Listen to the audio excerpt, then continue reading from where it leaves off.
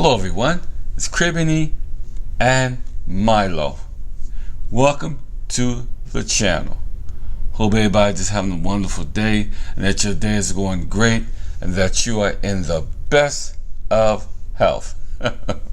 There's a lot of gifted people out there. Oh my God. And you just got to look inside yourself and see what you are gifted to do and allow that gift to manifest itself, that you can find yourself on the mountain of greatness. I believe that I look at gifts and the natural first. The natural is where we all live and breathe and move every day. And then I look at it in a spiritual gift, that when God endowed you with gifts from on high and birthed that gift in you, and it's a purpose for your life while you're here on the earth, that's a totally different category. So, but if you have a God-gifted talent, you should be using that talent. If you can't use it inside your church, and go somewhere else and use your gift appropriately. You get me?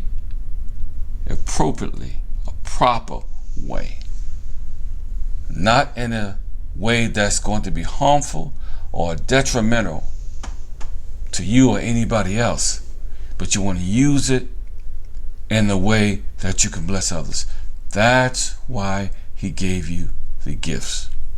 The community of believers functions best when all these pieces are working together. You see what I'm saying?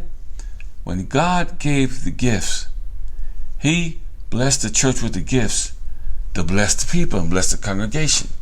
And they cannot be blessed when the gifts are not being fully manifested. And those that are really gifted and really called by God to do great things, you're going to be hated like Jesus was hated. So prepare yourself. Just as Christ suffered us in the flesh, the scripture said, arm yourself likewise with the same mind. There will be some suffering if you're really gifted and you're really being blessed by God. There's somebody in your congregation or even the leadership. They won't like you. They will sit you down and silence you and shut you up. But remember, when they do that to everything, there's a season, because you'll rise back up. You might not rise back up with them, but you'll rise back up with someone else. So, a healthy church is more powerful than a big church when the gifts are being manifested. All are not gifted in the same thing. Please understand the purpose for the term, for the perfecting of the saints. That's why God gave us the gifts. It is to enhance, to teach, encourage, and inspire. A reference to that is Jeremiah 29:11 through 13. And God speaks about the things that he has for you as good plans to bless you and prosper you. You'll see that as time go on, when you get around the church and the gifts are being manifested.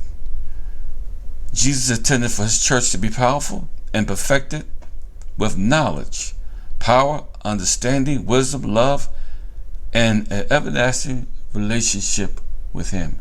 An everlasting relationship with him. So don't miss your opportunity to be something great for God. Your natural gift will bring you into your spiritual gift in due season.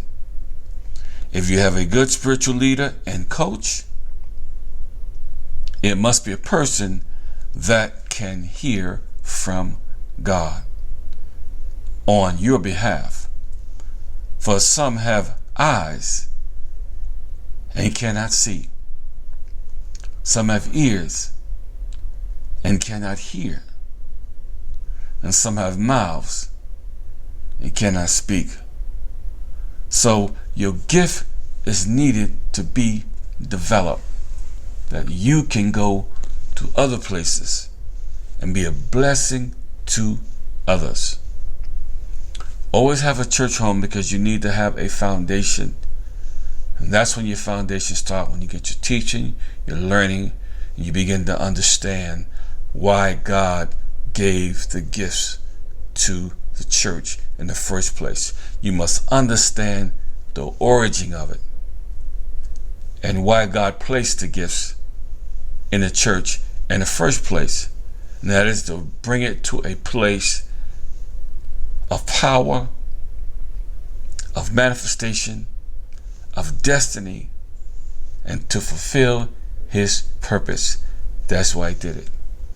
He didn't do it for people to go in and use their gift to raise large sums of money and be dancing on money, buying all these airplanes and getting all these billion-dollar homes and million-dollar homes and really profiting off of poor people.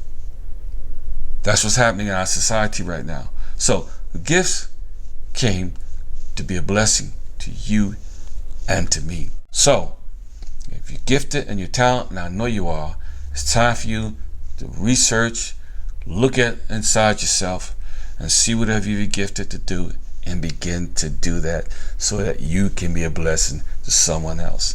Don't forget, if you're gifted and they won't let you use your gift in church, you got social media, you got all these other kind of things that you can do, even a Bible study, to help people, just like what I'm doing right now.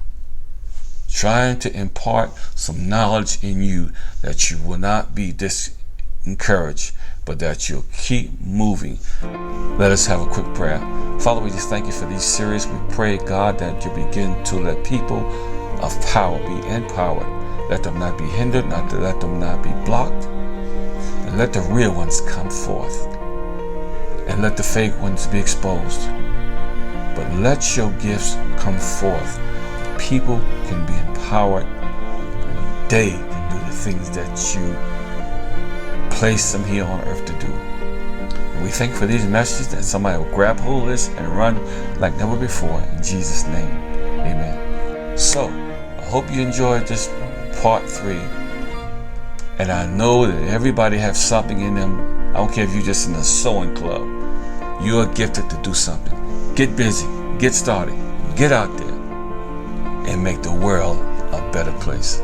So, in the meantime, between the time, remember that life is to be enjoyed. Don't forget that subscription, notification, thumbs up, and your comments about Milo chilling with me on my inspirational message. This is great. I'm surprised she's still here. But you guys just have a wonderful day. Be blessed.